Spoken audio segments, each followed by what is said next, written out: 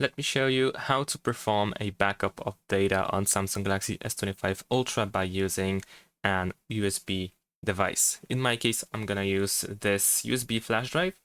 I also have this adapter that allows me to connect to the phone. So if you wish to use a flash drive as well, you will need to probably get an adapter too. That looks something like this. Unless, of course, you have USB-C flash drive, then it might work without it. So let's connect the flash drive to the phone. All right. Now we should see the notification that USB storage has been added. So now we can go to settings.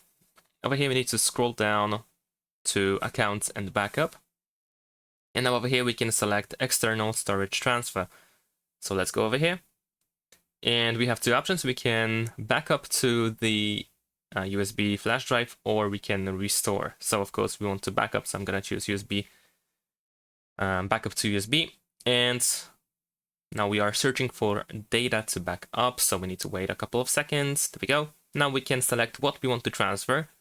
We can transfer pretty much everything immediately.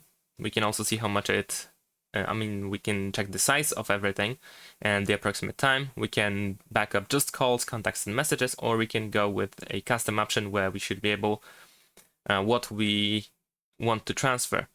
Over here, we can also tap on this text, see what can be backed up in order to find what exactly cannot be transferred. And there are a few things that we cannot, like for instance the wallpaper.